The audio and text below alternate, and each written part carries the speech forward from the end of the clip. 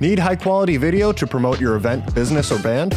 We can help. We're Pixel Pond, a video production team based in the Pacific Northwest, providing high-quality content to clients across the U.S. and Canada. Whether you want coverage of your live event to promote for next year, or need a camera and a camera operator for your next big project, we can accommodate projects of all sizes. Your story is important. Visit pixelpondllc.com or send an email to info@pixelpondllc.com to get started today. We can't wait to work with you.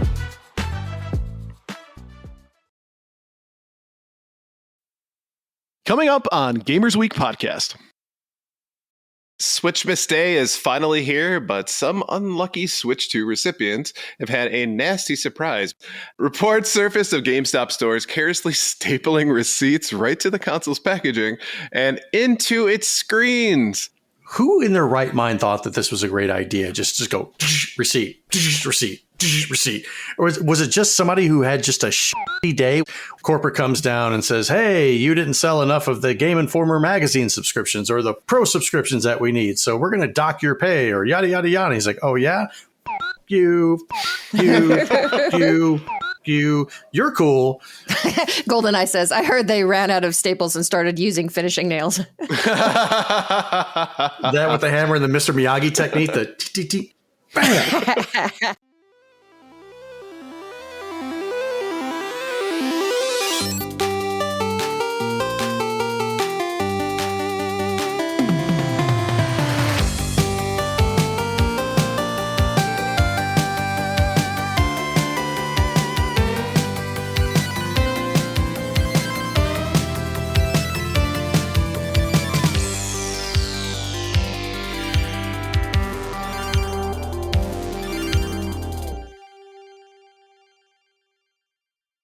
Today I learned there's a penis museum in Iceland.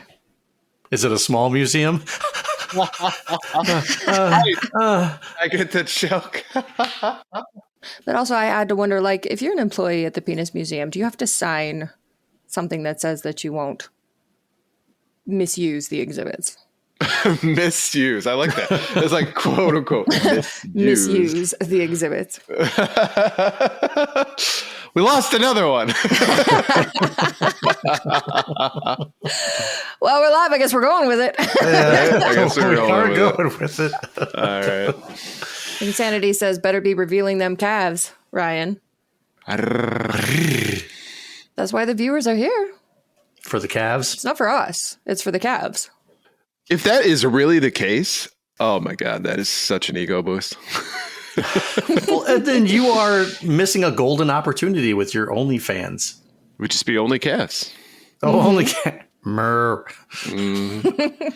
We want calves. Yeah, now there's chanting in the chat. We want calves. There they are, the calves. I think I see the gooch. I think I saw the gooch. But was it cinematic? No, definitely was not. So since we're just starting off the episode, why don't we actually kick things off? Is that Let's do it. Can we do that? Right? We got a raid. I feel obligated now. Thank you for the raid, Pixelpon. All right. Welcome to Gamers Week podcast. Like the name says, we analyze the best, the worst, and the weirdest headlines of the past week in the video game industry. This is episode 169. And today is Wednesday, June 10th, 2025. I am Ryan, aka Retro Game Brews, and I will be your host for this evening. But I am not alone. I have two wonderful human beings sitting beside me, kind of in the interwebs. First of all, is a man who has access to all the outdated technology, like a modern Red from Shawshank Redemption, who is now opening his own useless junk shop called Donditos Locos Technos. Well, he'll find everything you're looking for, like he made a deal with the devil himself. Visit his website at www.nipniptechno.com. Donnie, how you doing? Yep. Donditos kick your ass. Donditos kick your face. Donditos kick your balls into outer space. I need you to go see if that URL is available. I'm pretty sure it is. And if you look around, like I dare not like change the camera to show the piles and piles of crap that's currently sitting in my office and down and over here and downstairs and all the stuff that I just need to get rid of. Nipnip.com is available.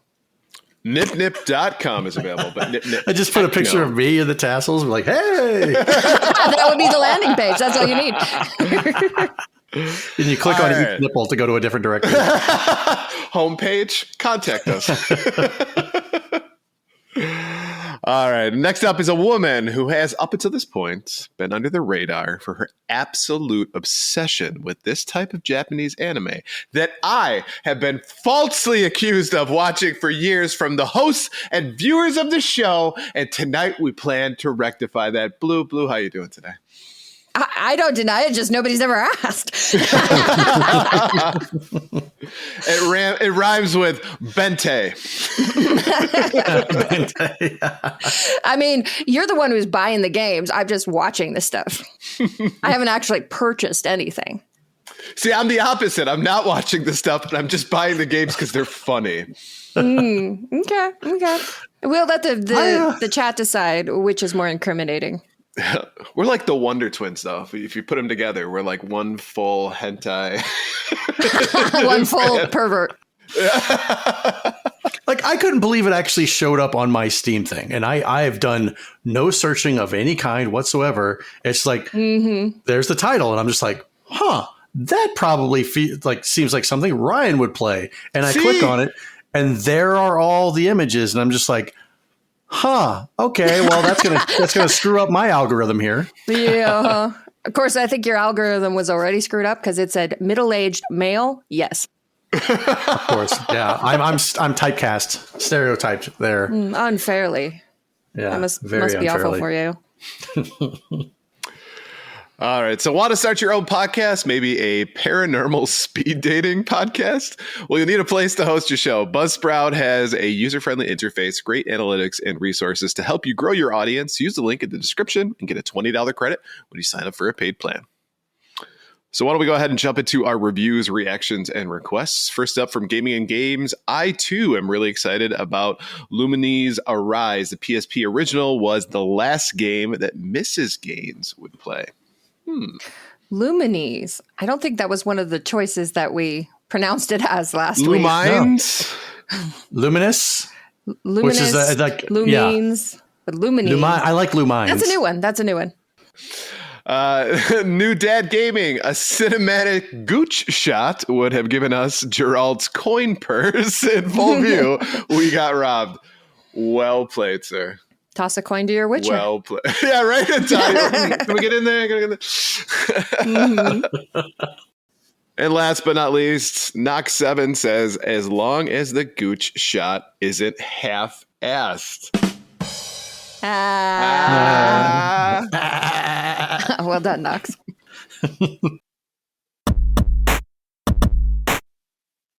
All right, so why don't we go ahead and shout out our patrons? We couldn't do what we do without the help of our gorgeous patrons. Here are the generous folks supporting Gamers Week on Patreon. Loudmouth, Retro Blast Pat, B&T Zilla Guy, The Mad Milkman, Seven Castle Forest, Crunchy Kong, Sheriff Snacks, Frank Grande, Love Retro BTW, Steven Sand, Ramboski, Terry Kinnair, Don't Make Me Pull This Car Over, Games with Coffee, Hybrid Divide, You Fall Before Me, Davey PGH, The Pixel Pond Family, including Shannon and Luke, Zach Tiny Balls, Puzzle Butter, Number One Blue, Sick Voice Fan, Love You Zach, John Barron, Sassy Sony, Evo Lust, Rai Wants This Boy's Soul, Mega Retroman, Gamatroid, Mora Deep, Michael, Sir, the people are revolting. You said it, they stink on ice. Lakite, Emo-esque, Bill Tucker, you know, the bleeps, the sweeps, and the crepes, Fruitcakes, I hate when my Schwartz gets twisted, Pickle Pepper, Ducks with Thick Thighs, absolutely the best podcast, a work in progress, Bobs and Dugnut, and Blue's Little Sis.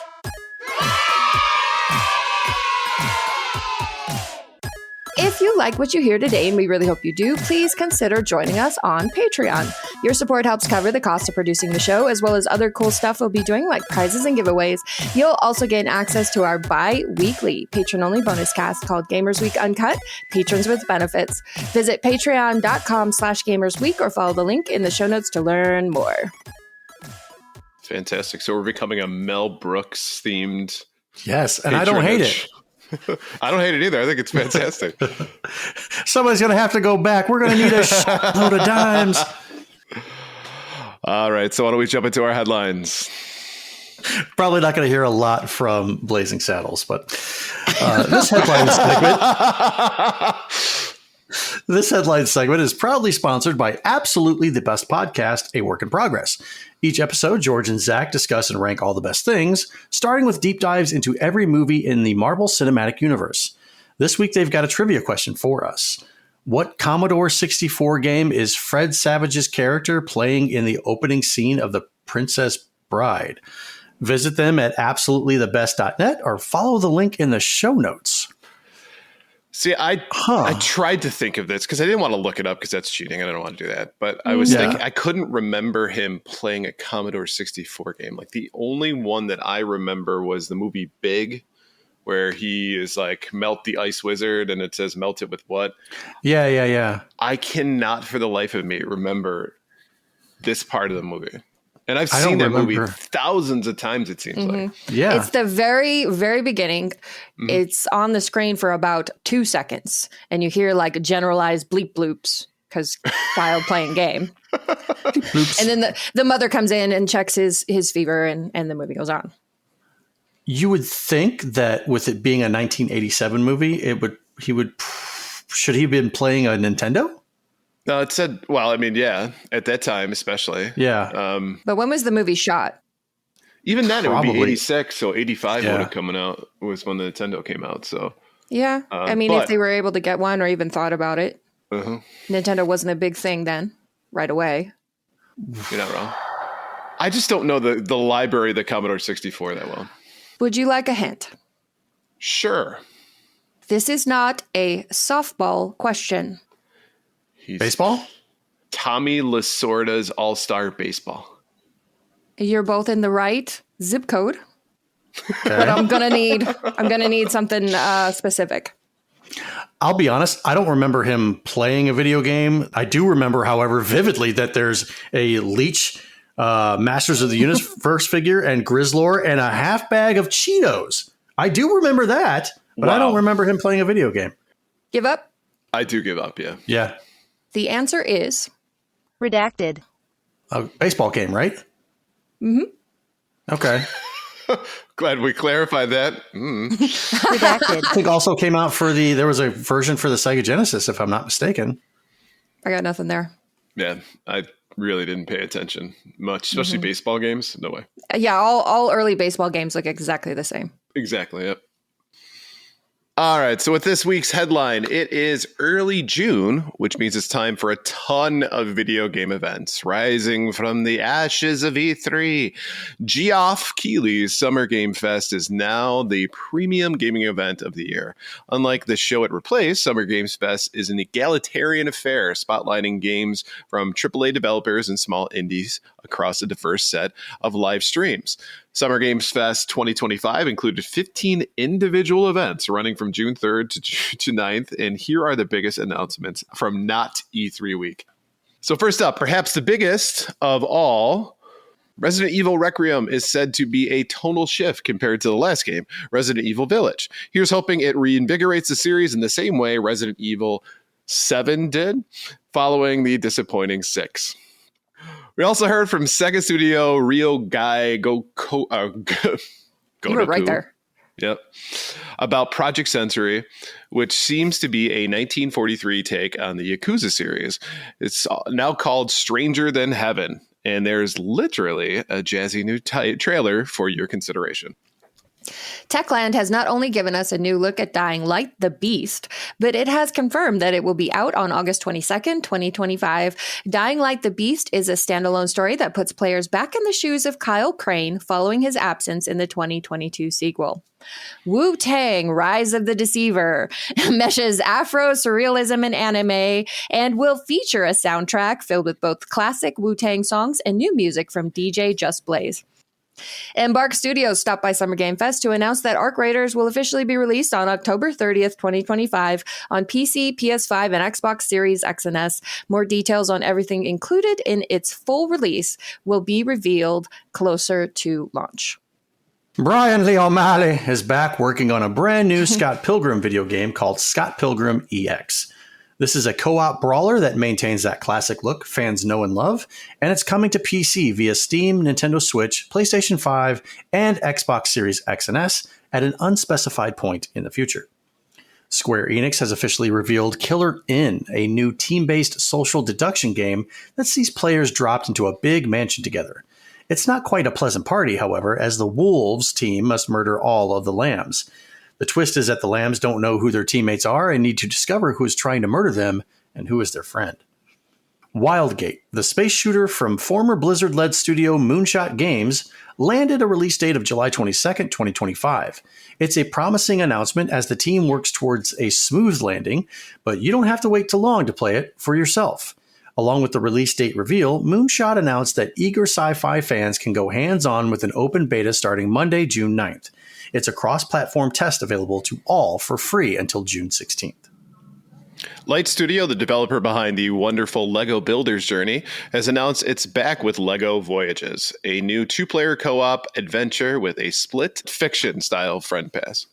Survivor horror game Ill showed off its terrifying face at Summer Games Fest, and we got our first look at the body horror gameplay that includes some gnarly dismemberment mechanics. You'll have to make your way through a horrifying research for it to recover something that means the most to you. The Xbox Showcase was the last big event of the weekend. Major news was that ROG Xbox Ally and ROG Xbox Ally X, the two new Xbox-focused PC handhelds, internally, they're a lot like Asus ROG Ally handhelds, but the grips have been smoothed out and feel more like an Xbox controller in your hands. And as a side note, a quick screw you to Microsoft for using Hollow Knight Silksong to show off the new handheld. We're all starving out here, and this was not helpful. I guess the news that it'll be playable on day one on the handheld at least narrows down the release date to between now and whenever the hell this thing comes out. Less of a surprise was Outer Worlds 2, which Microsoft said would be at the show well ahead of time. We got a release date, October 29, and a deep dive into the game's new systems. It looks like an expanded title compared to the original, with an improved combat system and a more fleshed out set of companions. Asobo Studio announced at the Xbox Game Showcase that its new entry in the Plague Tale series is a prequel set 15 years before its last game. Resonance, a Plague Tale legacy, is focused on the smuggler Sophia from A Plague Tale Requiem and is scheduled to be released in 2026. The Persona 4 remake is real and is going to be called Persona 4 Revival. Atlas shared a trailer for the game during the Xbox Game Showcase, confirming its upgraded, likely Unreal Engine 5 powered visuals, and that it's coming to Xbox platforms. 2 years after it was first announced, we just got an extended trailer for In Exile Entertainment's Clockwork Revolution at the Xbox Games Showcase, and it looks kind of incredible and completely over the top. A man dubbed The Knob pisses his pants a minute and 56 seconds in, and someone else later gets cursed out by an automaton doll. We still don't have a release date, though, just the assurance that it's coming in due time. The one more thing of the show was a new Call of Duty game, Black Ops 7. Truly, when a game comes out every year, is it really worth blowing your one more thing on? And last but not least, although it's not officially part of SGF Week, yesterday Nintendo announced Splatoon Raiders, a brand new Splatoon spin-off exclusive to the Switch 2. The surprise reveal was made with a trailer that was released first on the Nintendo Today app. Splatoon Raiders is the first ever Splatoon spin-off game. Nintendo did not specify a release window, but said to keep an eye out for more information in the future. You're welcome, Ryan. Thank you. Okay, so there was a lot going on this week. Thoughts? I would say the first thing that jumps out to me was that Square Enix kind of mailed this one in a bit. What, you don't want, what is it, Killer In? So Killer In, okay. So yes and no. So I've always been a fan of the game Werewolf as a kid, right? And it was, there's one or more werewolves and you as a team have to figure out who the werewolf is, but the werewolf is, has the ability to kind of point out as to who they want to kill and yada, yada, yada. Mm-hmm. Right? Classic game. You play it in class. It's fun. But Werewolves Within already did that one. Among Us already did that one. Mm-hmm. And I've been dying for Square Enix to come out with something that's not Final Fantasy VII, that still has the feel and story and depth in character building that a Final Fantasy game has. No, we don't do that. Apparently we've forgotten what that's like, Mm-hmm. While I think it would be a fun party game for maybe us to play as a group of individuals, because again, Werewolf is a fun game anyway. It's just not what I'm looking for from Square Enix, and I'm tired of being disappointed, I guess. But would you rather be disappointed at a brand new game from them that is completely off the beaten path from their traditional Final Fantasy crap that they push out? Crap? Did you just say crap? Lately? Yes, Final Fantasy has not been decent for a while. Fair. Yeah, Games with Coffee says, see Final Fantasy 16. Couldn't agree more. Square Enix has tried, there was Foam Stars, remember? They were trying to do this multiplayer thing. Mm-hmm. That failed horribly. This is a different kind of spin on a multiplayer horror game. It feels a little bit like they're just checking boxes of what are popular genres that we can try to put something in. Right. So I will be a little bit surprised if this does well, but who knows? You need the werewolf game and set it in 1940s and you can call it original, I guess, but we'll see. Mm-hmm. I'd say the other one that stuck out to me was, which one is it? The Heaven one? Stranger Than Heaven. There we go. Stranger Than Heaven. That looked interesting to me. For one, it looked really nice. I love the visuals, all the neon lights of going into, 1940s Japan. But it's also kind of an interesting time. It's in the middle of World War II, so I'm curious as to how they'll take that one.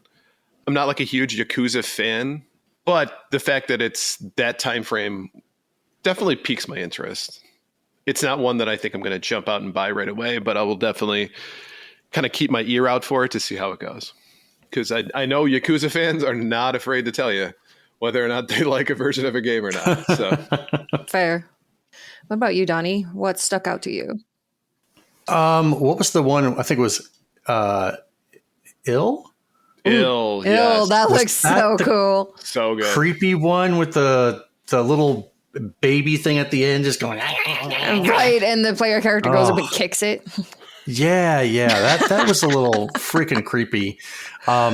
Unfortunately, the Summer Games Fest announcements just didn't hit like the PlayStation State of Play did. Right. It seemed like every single game I wanted to play from PlayStation. Summer Games Fest announcements, it's like, it was very hit or miss. I think there were maybe 3 or 4 games that really did anything for me. Ill was one of the ones. Scott Pilgrim. I was excited when I saw that one because the Scott Pilgrim games, the beat 'em ups, the side-scrolling beat 'em ups, I loved that particular game when it came out, and it reminded me of River City Ransom. Of course, it kind of falls within that whole art style and everything. But yeah, like right now, Ill and Scott Pilgrim stood out. And what surprised me was that Xbox came out with their handheld. Yeah. So it's like a Steam Deck, but definitely, I guess, more of a library available because it has all of the old Xbox stuff if you have that subscription. Yeah, my understanding is you can play Game Pass on a Steam Deck anyway. And the chat can correct me if I'm wrong, but that's my understanding. And that's a lot of the feedback that I've been seeing online is while the thing kind of looks cool, why would you need this versus a Steam Deck? So it does remain to be seen. What is the price point? If it's significantly cheaper than a Steam Deck, then sure. Then I see the market niche it's going to fill. But if it's trying to compete head on with the Steam Deck and do the same thing, I don't know. Yeah, it kind of doesn't make any sense. Like I kind of like it because maybe this is where Microsoft goes from here on when they're like, you know what, we're done with the whole console thing, the idea of sitting at home and playing video games. No, it's basically on the go. What the Switch did, the Switch came out and said, hey, take your games anywhere. Okay, and they did. And now that's what it seems like Microsoft is trying to do. Sony did it with the Portal, but they're like, no, stay your ass at home to play on the go. Right. Like you could play in a different room or whatever. But I don't know if this is going to be the move that saves Xbox. Deacon85 says Microsoft already lost the console market, so they needed a new market in handhelds to lose. And it sounds like for the most part, they're not the ones who's actually like fully manufacturing this. Like this is Republic of Gamers. Yeah, partnership. Right. Yeah. And they're just kind of like put our controllers on the side of it and then call it an Xbox handheld. Right. But if that's how it's going to be going forward, then I could totally see Microsoft getting out of the console business. It's not the dongle. It's a handheld that's powerful Dongle. as a PC and new hardware. So why do we need to go and create a system for this? We can just put it. You could project it to any TV. Mm-hmm. Why not? I think it's a move from them being a hardware developer to a service developer. Where they become a Steam, they become an Epic Game Store, right? Because I mean, they really at this point, from what I understand, they're bleeding money by having a console. Let's be honest. And the biggest thing that's attractive is Game Pass, hands down. Yeah. So people buy an Xbox for Game Pass, and they can get it on their PC. So why not just completely pivot away from having that loss of hardware that you have to pay for? Right. Utilize your name, get royalties for that or whatever through a partnership. And yeah, they don't have complete creative control over what that system's going to look like, but all their games are going to work on it. So, well, it looks exactly like a Steam Deck anyway, but it does. See, to me, I get what you guys are saying, but to me, this screams Microsoft being greedy. They could get out of the console market at any point, and they will at some point, but they risk pissing off the fanboys, which they are afraid to do. That's why they keep saying, don't worry, we're not done making consoles. They might be lying out of their ass, but that's what they keep saying. We're not done making consoles. This seems like a bid to try to steal that PC base that's not buying their hardware. They're buying other PCs and yet using their game service that we already know loses them money. So if you can get them to buy your hardware, then maybe you've won a little bit more. But this is not a niche that asked for Microsoft to be there. There's so many choices there already. So they better have a really, really compelling reason why people need to buy this one versus just a straight Xbox if the prices are comparable, or versus a Steam Deck, again, if the prices are comparable. Wasn't Microsoft one of the companies that actually raised prices on their consoles? Okay. So it's like if you're raising prices on an old console, people are probably not going to spend that money to buy it. Hey, here's another thing that you can buy that has the Xbox name on it that you can play your games on. So yep. And we're preemptively raising the price on it before we even have announced it, just so you know. $4,000. But as far as the games, like, I agree. This is a tough time of year. I should say it's a challenging time of year because when you've been watching game trailers for 6 hours straight, like only the best of the best, like the top 5% stay in your mind and everything else kind of runs together. I will agree that the Sony State of Play hit much harder. Not only was it first, but it was shorter. And so there was more room in your brain for those games to stick. And then you start watching Summer Game Fest and you're like, this looks cool. This looks okay. I might check this out. But 30 minutes later, you've completely forgotten what they were and what you were interested in. So the stuff that sticks out to me, of course, is Resident Evil 9. That trailer looks amazing. It was the one last thing of Summer Game Fest. And I was sitting there the whole time like, Silk Song, Silk Song, Silk Song, Silk Song. And then they start showing the trailer. I'm like, obviously this isn't Silk Song unless they've come up with some sort of killer joke. So I was sad for about 30 seconds. And then I realized what it was. Because I was looking at the font actually was what clued me in the trailer. The font they had on some documents that they showed. I was like, that looks like Resident Evil font, like typewriter font. Very observant. Yeah. And I was like, this looks like Resident Evil. So, and it was pretty clever how they did it because they initially brought on the creator and he said, we don't have anything for you. Like, please stay patient a little bit longer and we'll have an update soon. Because it had been rumored that the trailer was going to be announced or the game was going to be announced. And so everybody went, oh, the rumor wasn't true. And then a half hour later, there it was. I did like that. And I didn't completely forget about Resident Evil 9. It's just that, it was a cinematic. Okay. Cinematic. They don't tell us or show us really anything about the game whatsoever. It's another Resident Evil installment of the franchise. How does it tie in to the previous ones? I think if they're in Raccoon City, that's the only thing. Returning to Raccoon City. Right. After the events of Resident Evil 2. Great. It keep me on the edge of my seat, but it doesn't give me anything about the gameplay. Yeah, and I don't think they'll release gameplay later, but I think for an announcement trailer that's purely to build hype. We have no idea when this thing is coming out. It's going to be 100 years from now, probably, but coming in 2030. Yeah, the hype is real. Let's see the Wu-Tang game. Did not expect that one. It looks like it was. The art style looks like it is for the children. Yeah. Curious to see what the rating is on that. I was just thinking, like, it says the wisdom of the Wu-Tang Clan is like, Method Man's like, cash rules everything around you, my son. Get the money, dollar bills, y'all. Bills, y'all. Now, TCan85 says gameplay came out today, first and third person. Choose your preferred Resident Evil. Interesting. That's great. I love that. Okay.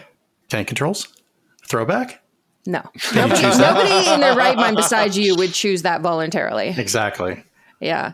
I thought Ill looks amazing. And then there was the Hollow Knight Silk Song tease, which it sucked.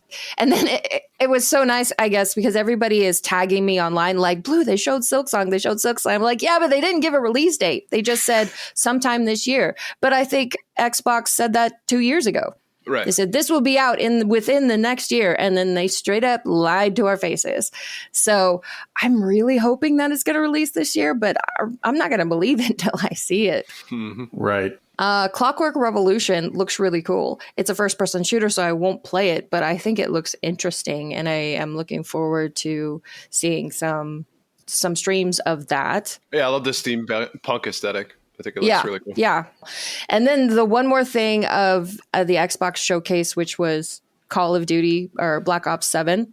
Yeah. So when the trailer started, I thought it looked interesting. It looked like an Alan Wake kind of thing, like maybe a Resident Evil thing, like a new IP, like an action adventure new IP with some horror elements. I was pretty interested in it, and it was playing Nine Inch Nails during the trailer, and I'm like, whatever this is, I'm in for it. It looks good.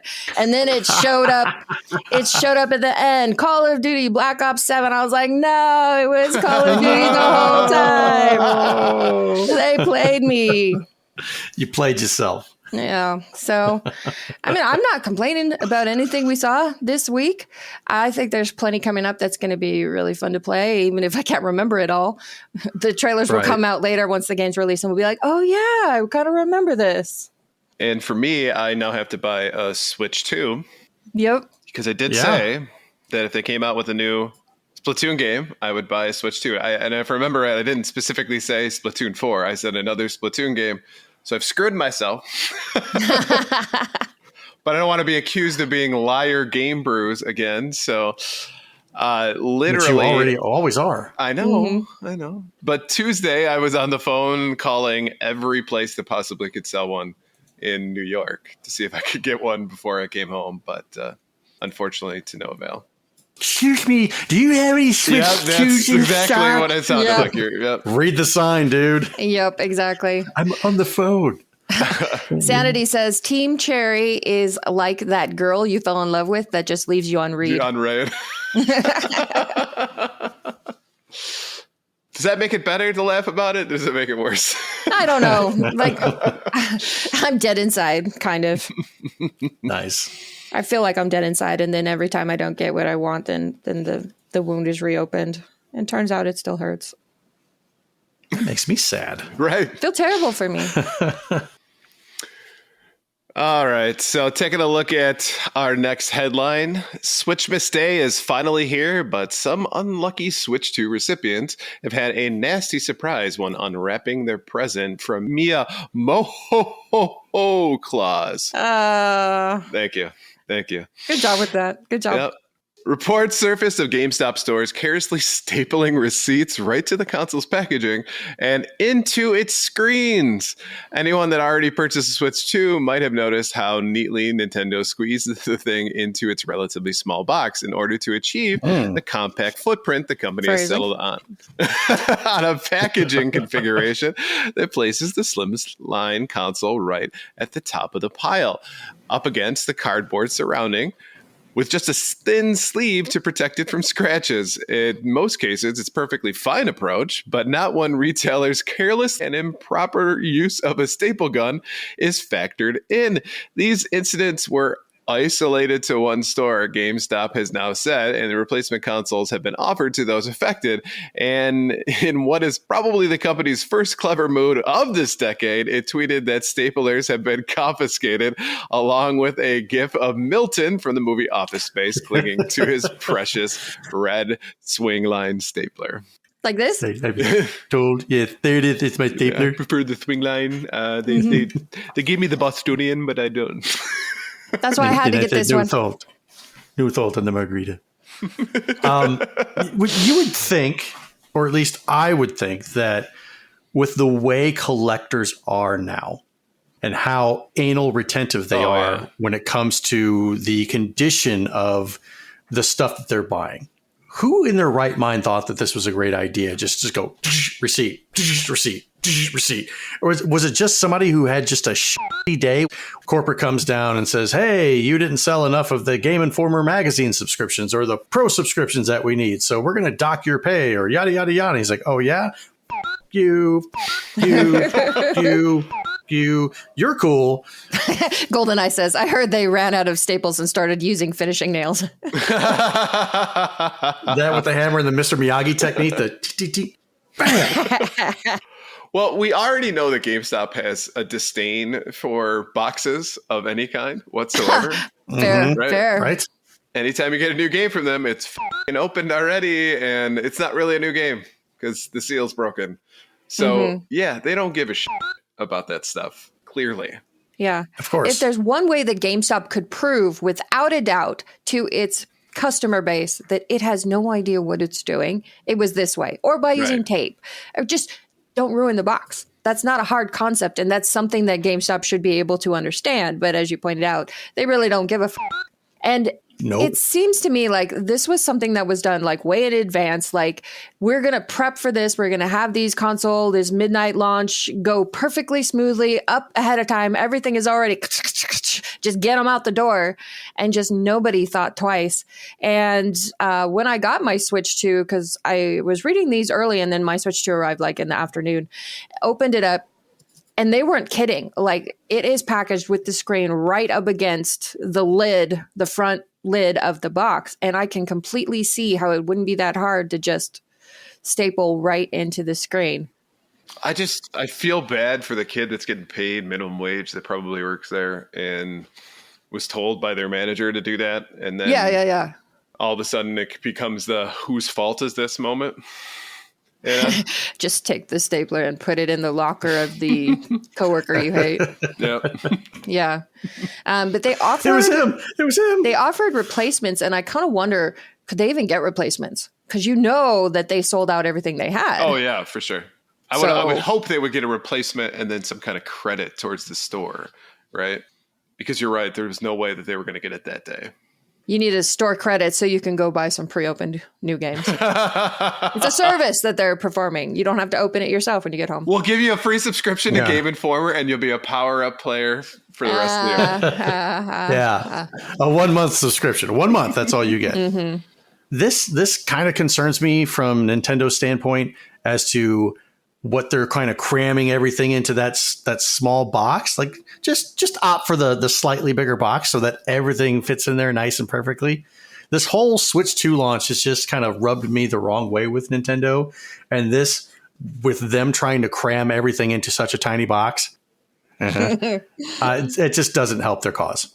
I got to imagine that there's some of that is like economies of scale for them, though, trying to reduce the box size. So to help with issues in regards to tariffs and shipping and all that kind of stuff. Sure. Yeah. The chat is having a field day with the fact that it rubbed you the wrong way. and rubbed you the wrong way. And tariffs aren't based on box size, says Sanity. No, but shipping costs are. Right. And if you gotta use more cardboard, I'm sure some of that's coming from somewhere. You know that they factored it down to like the 5th decimal point out of like how exactly they could stretch that cardboard. Of course. Maximally. GoldenEye said, just saying, not ordering an Xbox ROG Ally through GameStop. All right, last up. Every year, game manufacturers turn out all kinds of ludicrous products for April Fool's Day. Zotac, the graphics card and mini PC maker, announced Zotac Gaming Fragrance Collection for the April Fool's Day joke this year, described as an engineered scent collection that refreshes you for intense gaming sessions and unmatched immersion. The spoof page lists scents like yuzu, green tea, bamboo leaves, and ozone accord. Now, however, the company has decided to make good on their joke and announced that they're actually releasing its F5 eSport perfume. Furthermore, the perfume will be given away free for a limited time to fans who complete a series of requirements such as liking the company's Facebook page and sharing and commenting and tagging friends on the perfume's post. No word on how many lucky fans will be chosen to receive the F5 eSports perfume, which is touted as being able to keep players' body odor fresh during intense games, fight mental fatigue, and improve concentration and speed up reaction time. Align with your senses with the hardware and gain the ultimate gaming advantage. They would be a hit if they would just give this out for free at every con. Well, does it have cocaine in it or something like that? Because you can fight mental fatigue and improve concentration and speed up your reaction time from a fragrance? It's still an April Fool's joke. Do you... You know that's a fragrance, right? What? You Fall Before Me says maybe people will finally smell good at conventions. Yes. Yeah, and I made a smells like Aragorn right joke, and now the chat is demanding the board. It's like sniffing permanent markers. Hey, you want to huff some of our fragrance? We've made it to unlucky number 13. Unlucky number 13. I looked at this page, and the scents they're describing actually sound really, really nice, which is not at all what I expected from a gamer perfume.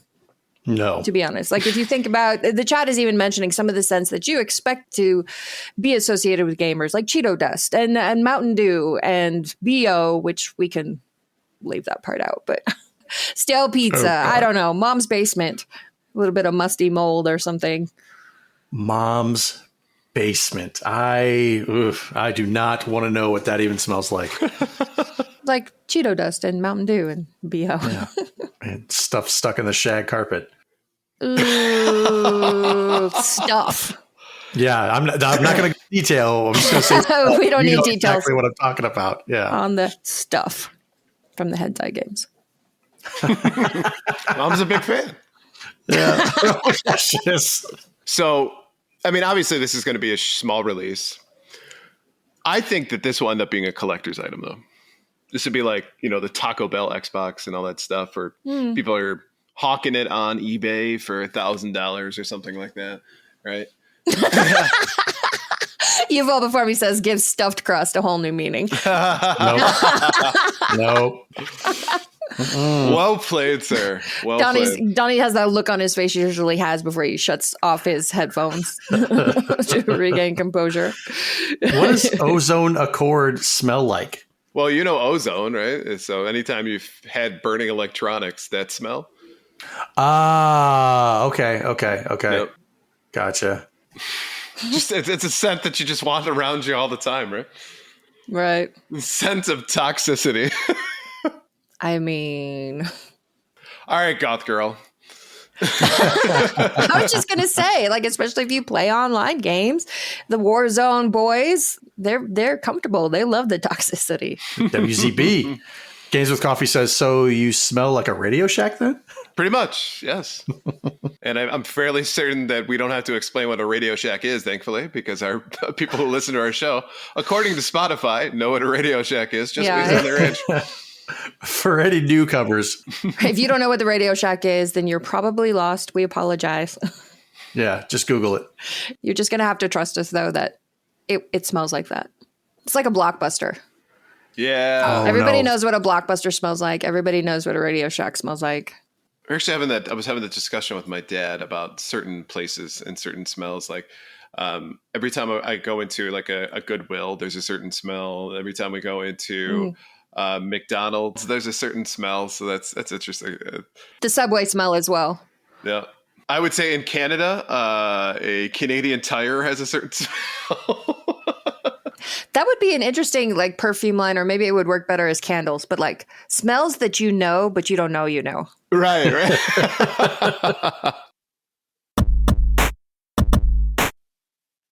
Well, Blue, do you want to do our top 3 new releases? All right, let's move on to our top 3 new releases. First up is Mind's Eye, out on PS5, Xbox Series X and S, and PC. Mind's Eye is a narrative-driven, single-player action-adventure thriller set in the near-future fictional desert city of Red Rock, featuring best-in-class cinematics, high-octane driving, and explosive combat from game director Leslie Benzies, former president of Rockstar North, a subsidiary of Rockstar Games. Next up is Five Nights at Freddy's, Secret of the Mimic, out on PS5 and PC. Enter the abandoned workshop of Murray's Costume Manor and unravel the mystery left behind by the reclusive inventor. In Five Nights at Freddy's, Secret of the Mimic, you'll step into a world where every dark corner holds a secret and every flicker of light hints at an ever-present threat. And then finally, Dune Awakening, out on PC. Rise from survival to greatness and challenge the power of an Imperium in Dune Awakening, a multiplayer survival game on a massive scale. Survive the sandworm, craft your ornithopter. Yep, we're going to go with that one. Sounds about right. Build a fortress and ascend to power on an open world Arrakis shared with hundreds of other players. So based on these lovely descriptions here, what are you in for, Ryan? So watch the trailers on all 3 of these as well. And for one, I've never seen like a Dune movie before. So I've never seen a Dune movie. I know. I haven't read the books. I haven't seen a Dune movie. The new Dune movies are amazing, and you should watch like 10 minutes of the 80s one just so you can laugh your ass off. It's so bad. Oh, then I'm going to love it then. Because I'm definitely a so bad it's good kind of guy. Okay, well, yeah, this is going to be your favorite then. No, but having not had any experience with Dune, I don't know. It seems like it's a lot like you should know certain things. And then I feel like with the trailer I watched too, like it seemed to ruin the ending, right? Where it's like you came together and you were working with this one person and then you guys split apart from each other and started attacking each other. I don't know if it's like you pick a side or something and that's abundantly obvious towards the beginning. I don't know. But it felt like it was revealing too much of the plot. So, but then again, I'm like the one who complains that, well, I have no idea what this is about because it didn't tell me anything. Right. Which is what I'm about to do with Mind's Eye. I have no fucking clue what this game is about. I really don't. And it looks interesting. Don't get me wrong. Combat looks fun, right? And looks like it's going to be a thriller style game. I just have no idea what this is really about. So it's one of those ones where I'll wait and see what people have to say. Five Nights at Freddy's, I've always enjoyed because it's got jump scares. So it is scary, but it's also cartoonish in a way. So it's like you can take yourself out of its sense of disbelief, if you will. So yeah, I think I'd be interested in trying this one out. It's a new take, of course, on Five Nights, right? It's in a different setting. You're dealing with something that can change, it sounds like, as far as forms are concerned. This exoskeleton that you can put on that can be anything. So I would imagine they'll play into that and lean into it quite a bit. So it sounds like it would be a fun one. So oddly enough, which I didn't expect when I first read this list, I'm going to go with Five Nights at Freddy's. All right. Yep. What about you, Donnie? So Mind's Eye, we've seen, didn't we see a trailer for that at Summer Games Fest? Mm-hmm. Okay. I thought we did. I've heard some bad things about this game, about how it's shipped with an insurmountable amount of bugs. And that to me is a huge turnoff. I don't care how well the game plays. I don't care about how good the storyline is. If you're a studio and you ship a game with bugs that you now have to patch and everything like that. And you just decided to say, screw it. Let's just get the game out there so we can get this money in. F you. I have no desire to play your game no matter how good or great it is. So Mind's Eye, I'm going to skip. Five Nights at Freddy's. I've always liked the whole idea of that particular IP. I've never played a single Five Nights at Freddy's, but I hear they're fun. My oldest son, loves the franchise. He's excited for this game. I've never dipped my toes into the Five Nights at Freddy's world, so I can't say I would start with this one. Dune Awakening. Not a big Dune fan. I never finished the first Dune movie that came out a couple of years ago. I haven't seen Dune 2. Dune, the original one, I think I watched once, and I was just like, don't really care. I know Sting was in that one. I was like, oh yeah, my eyes, yeah, Sting, but So right now, none of it, no game this week is going to make me run out and purchase it. So I'm a big fat 0. And Blue, you shut your mouth, okay? Tank controls are not a bug. Oh, okay. Yeah, I did say that. Tank controls are completely a bug. And Capcom said, you know what? We're just going to go with it. We're just going to just let it be. Wrong. Yeah. What are you picking this week, Blue? So I will agree with you, Ryan, in that Mind's Eye, I don't know what this is about. The trailer is so generic. It's action and there's a protagonist and he's important somehow, but I have no idea what's going on. It sounds like just about every other like narrative action game out there. The thing that's interesting about Mind's Eye is that it's getting the review scores, I believe, are around like 6 out of 10. People are mentioning the bugs, but what's so interesting is that Leslie Benzie is throwing a fit and saying that there's a paid effort to put bad reviews. And so these reviews don't count because they were paid for, because there's a scheme going down to take down his new studio. I love paranoia. This is great. I know, right? Got the aliens, man. You got Pepe Silvia over here with the whole string theory. And people on Twitter are like, are you sure, bro? Are you sure that doesn't sound just a little bit crazy? And he's like, no, 100%. It's not crazy. It's completely logical. And it's like, okay. All right. He says as he's crafting another tinfoil hat. Right, exactly. With the red yarn up on the wall behind him. I do feel bad for the developers that these CEOs keep going out and ruining all their hard work. But he sounds straight up crazy. So I'm just going to, I think, walk past that one. Five Nights at Freddy's, comes out on Friday the 13th. And I don't know what better way to celebrate Friday the 13th than by playing a scary ass game. Looks fun. I mean, Five Nights at Freddy's, you kind of know what you're getting. They have essentially created their own like subgenre of horror, and it's good stuff. But I got to admit, what has my attention this week is Dune Awakening, because I adored the 2 Dune movies that came out. They were my favorite movies of each of the years that they came out. I love them. Wow. I don't normally like MMOs, but because I'm so interested in this world, I am really, really drawn to this, even though I may hate it. People are liking the beta. Like, apparently writing the sandworms is not a thing that was programmed into the game, but people are figuring out how to do it anyway. So I think it sounds really, really fun. So for me, that's the one that I would go with. Do you have the Dune popcorn bucket? No, I did not get the Dune popcorn bucket. I've heard that it's useful.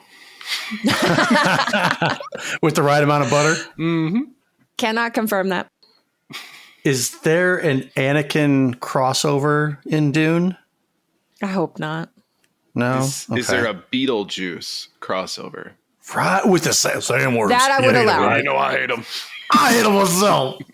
That I would allow.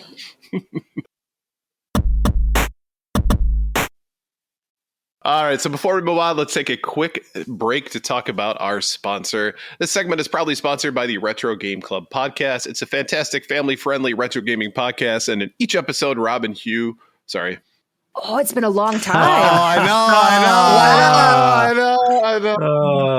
know. You messed up. You messed up. I'm leaving that in, too. Oh, my goodness. Well. Rob and a guest pick 2 games to play and discuss, as well as news, interviews, and other topics.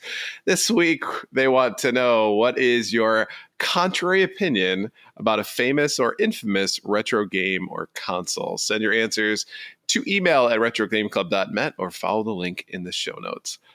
I think everybody knows mine. Go ahead. The N64 is not the GOAT. Care to elaborate? There are a lot of people who think it is the greatest console of all time, and I just happen to disagree. I think that it is, as the kids would say, mid. I would probably expand on that and say something a little more controversial in that I don't think the original PlayStation, was GOAT. While it did a lot of great things, it still suffered from the era. Oh, that Donnie's entire giving me the look. Generation. Yeah, that whole generation was just hurting. So, at least it had more than 2 RPGs. I'm just going to throw it out there. true. Yeah, I mean, good Lord, the library alone on the play. You are out of your fucking mind. Hence why it's a controversial. Yeah. Yep. You know mine. Mine is that the Sega CD was a very, very amazing console. It gave us some great games like Snatcher, Time Gal, Keo Flying Squadron, even the Rise of the Dragon, Night Trap. Come on, and Night Trap and Sewer Shark alone for the interactivity that it gave us. That's my hands down favorite console. Sanity says Donnie might as well be speaking Mandarin right now. It's Night Trap and Sewer Shark are wonderful in hindsight. No, they are not. They are wonderful in plain sight. Okay. I love how offended he is right now. Because not only did you offend him with your pick, you're making fun of his. You had to attack the Sega CD. Is this because I attacked your opinion on the PlayStation 1? TK85 says, listen up, dog meat. Exactly. I'm Ratigator bait. And now, it's time for the very important poll. Every month we post our VIP, very important poll. If you'd like to participate, follow us on Twitter and Blue Sky at GamersWeekPC. This month's question is, with the announcement of the ROG Xbox Ally, how do you feel about the handheld gaming boom of the last several years? 5.9% of you said you hate it, 16.2% of you said you like it, 32.4% of you said you love it, and 45.6% of you were kind of neutral. Like, So let's take a look at some of the comments from the poll. Praise the Sun 88 says, never owned an Xbox myself, but as someone who digs mobility, I think it looks awesome. Eldronox says, I'm thinking about getting the ROG Xbox Ally since it's pretty streamlined and not overloaded with stuff and bloat free. Plus, being able to use Steam and other platforms on it is a big plus. Looks like a solid handheld for all my gaming needs on the go. Curious to try it out and see how it handles. Tesseract Unfold says the main reason I like it is that it's forcing PC game makers to consider controller support as a basic function of the game instead of a niche option. Also seems to be making the overall experience more streamlined and console-like. Pigeonfish says, neutral for now. I was never a huge handheld gamer myself, but it's really great for the people who are. I guess I'm a little disappointed that this new one is Windows-based. The Steam Deck being Linux-based meant game devs were paying more attention to Linux as a viable platform for gaming. And Thunderdome Gaming Society says, I have a Steam Deck and I love it. This ROG Ally X is a game changer with that customized OS allowing you to play any game instantly from Xbox, Steam, GOG, Epic, and others. Plus all the possibilities for emulators and more. It's an all-in-one device. What's not to love? No need for a Switch 2 now. Ooh. Wink. Wink. Has there really been a handheld gaming boom, so to say? Because I think there's been an attempt, right, with several different companies coming out with some version of it. A lot of them are, of course, computing companies like Asus and NVIDIA, right? And that marketplace right now, Steam, of course. That marketplace is kind of open because Nintendo, I think if you put it in that same light, I don't think Nintendo is playing in the same marketplace as those ones are. Because the people who are buying Nintendo for the mobility factor also buying it for Nintendo games specifically, right? And so the one thing that sucks about PC gaming is that you're stuck playing PC gaming at your house in front of a monitor, right? Let's take it out of that realm because we know that there are people who do want to play games on the go. Mobile games are extremely popular. Always have been since 2010, basically, since people started playing religiously Candy Crush and Angry Birds on their phone. I know it's that's the start of it, right? But now I think that what they're trying to do is capture that marketplace. The only thing is I just haven't seen this explosion necessarily of these game systems doing exceedingly well, right? Where they would be even in the same conversation as your Switch and Switch 2, or even your Nintendo DS. So from a popularity standpoint, I think what it is at least this is what I'm going to say is I'm not a hate it, love it, or like it. I'm a neutral in this sense. I just think right now there needs to be one or two really strong players, which I think the Steam Deck is one. Everything else, it just seems saturated right now, where there's just a lot of options and nothing is standing out as being particularly excellent besides maybe the Steam Deck. And even in that same vein, right, it sounds to me a little bit like this ROG Xbox Ally might have enough of a differentiation for that to be the case here. So maybe we're going to see that marketplace get bigger and boom. But again, it's just so saturated right now that people just don't know what to pick. So it becomes like the mid or early to mid 90s was going around and like the Panasonic 3DO was out and the Philips CDI and all this kind of stuff. But no one paid attention to those because the Genesis and the Super Nintendo existed. Yeah. I feel like that's what's happening with a lot of these handhelds, more or less. That's fair. Because everyone has the things they want already.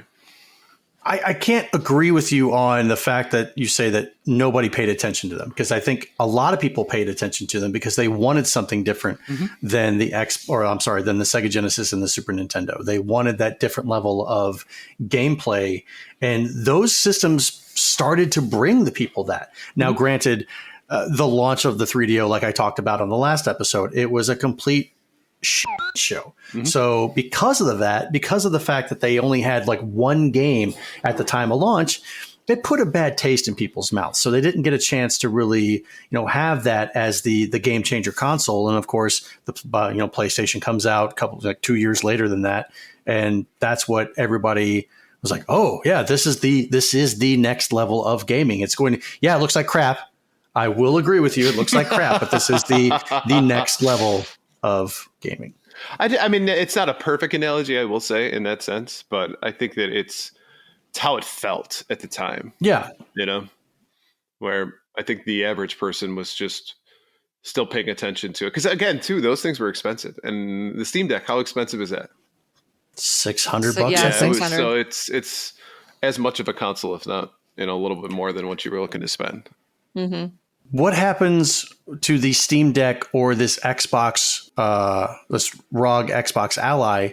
Can you upgrade it? That's a good because question. At some point it's going to fall behind, and now you're going to have to go out and spend $600 to $1,000 on a brand new handheld that can play all of these new games. So how much of a lifespan does that particular system have? And that's one of the problems with PC gaming too, right? You constantly have to upgrade your graphics card if you want to keep playing, right? Yep. That's why it becomes an expensive hobby. So being able to pull all of those games into a handheld, to your point, longevity is going to be short unless there's an option to, as you pointed out, upgrade it and get whatever it is that they're using for a graphics card in this thing upgraded, whatever they're using for a PC or a CPU rather upgraded, but that's still a cost to you, right? And I guarantee you that it's not going to be cheap. So to your point, it may just be, well, it would cost just as much to buy the new components. Guess what? Just buy a different one. Buy the new one. It makes sense. And it's not the lifespan that we're seeing with modern consoles because people are making specifically for that console, right? Right. Making it specifically for the Switch. Yes. For the most part. But the Steam Deck's been out, what? Couple of years. 4 years, 5 years, whatever. They've not, to my knowledge, come out and announced a Steam Deck 2. So the lifespan of this thing may end up operating something like a console where it's good for 8 years or something. Right. We kind of have to But wait. there's got to be a point in which you just can't play the games you want to on it. There is, but we got to wait and see what happens when we get there. And as Sanity is pointing out, if you're running on the cloud, it's gonna work a lot longer for you. But handheld gaming is still a niche market, even though for some reason it's a niche market that so many companies have decided that they want a piece of.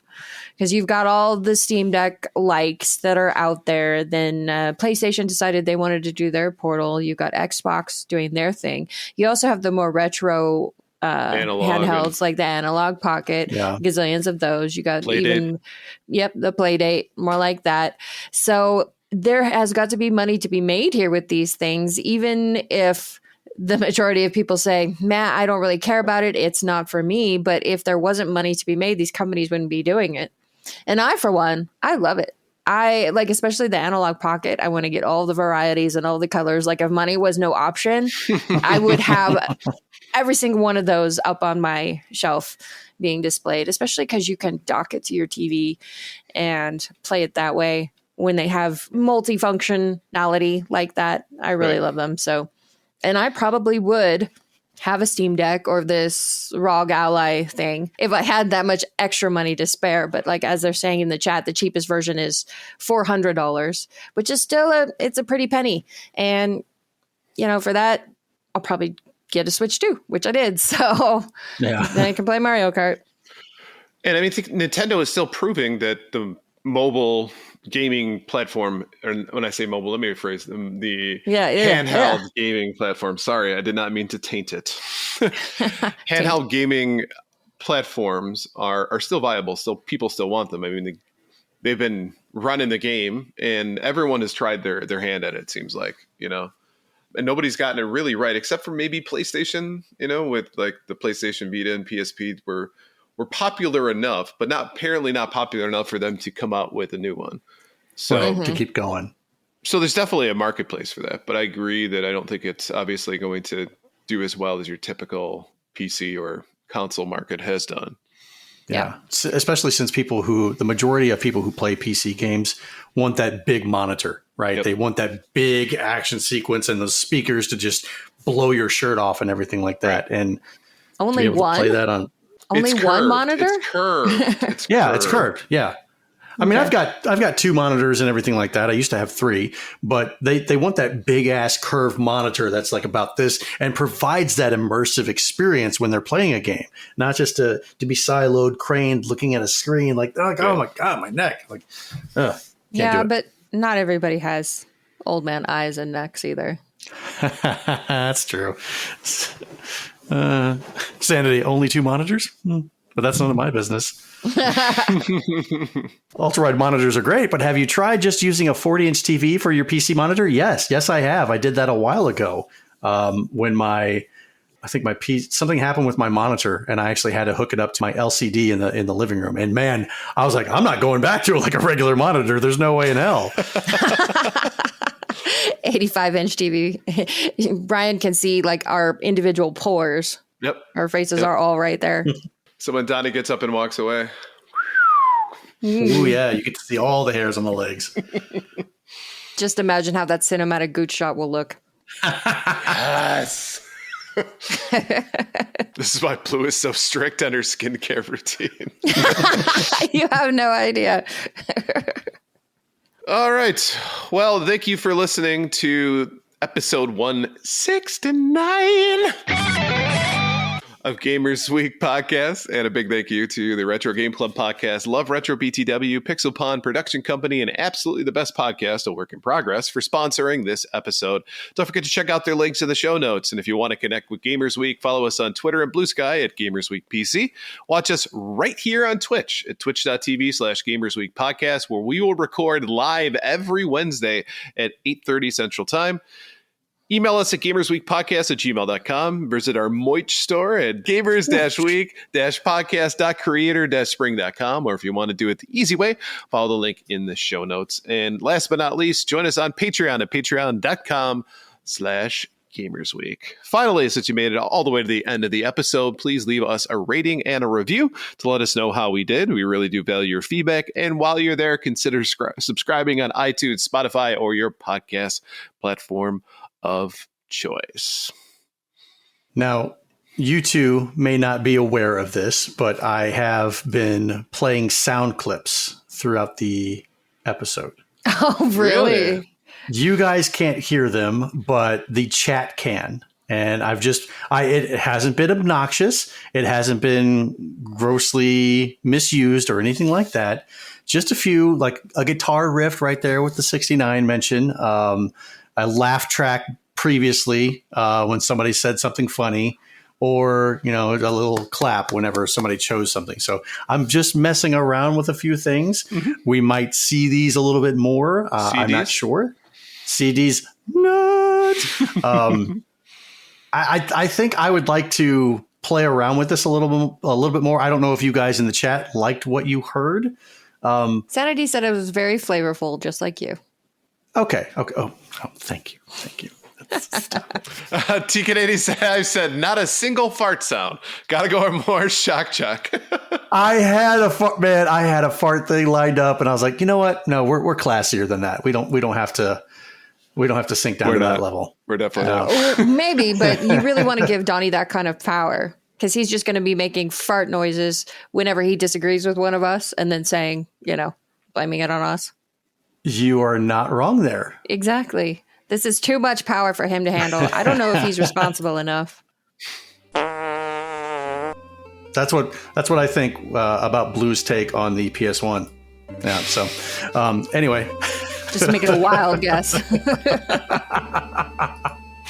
Gamers farting podcast. GFP.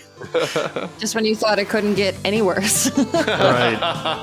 Thanks, everyone. Bye. Bye. You liked mine the best. I did.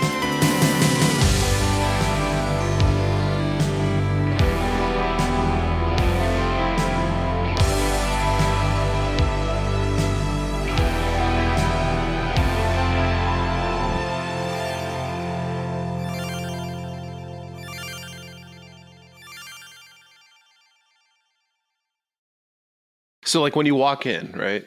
Is there like does it split off and it's like to the left is cut and to the right is uncut? I don't know. That wasn't in the little promotional video. Well, I'm thinking like if you go in, maybe that's like a whole experience, right? So you can like see it from the other side or the other perspective, I'm just going to go ahead and say this. It is 2025 and everybody has access to the web. So there really shouldn't be I don't know what happens in Iceland. Any reason why you have to go to a museum to see a penis that's opposite of what you have. But maybe they want to do more than see it. Maybe there's interactive it's interactive. Yes. Yeah. You can get up close and personal with one. Peeling back the skin, I guess. This is totally not making this. No. Some of it will.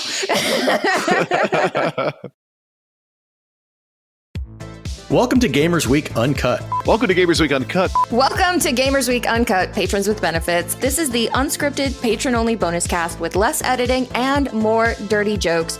We don't know where the conversation will go, but we're sure it will be weird. This fish just went right on my nipple, and I'm just like, I Google Street Fighter 6. The first search result that comes up is people think they can see Ryu's in the Street Fighter 6 reveal. Listen up here, kids. You're not going to want to get one of those VD STDs things, right? Make it fall off. When you go, grab a pro. You'll be doing it for America. That was perfect. If you want to hear weekly episodes of our patron-only bonus cast, join us at patreon.com/gamersweek.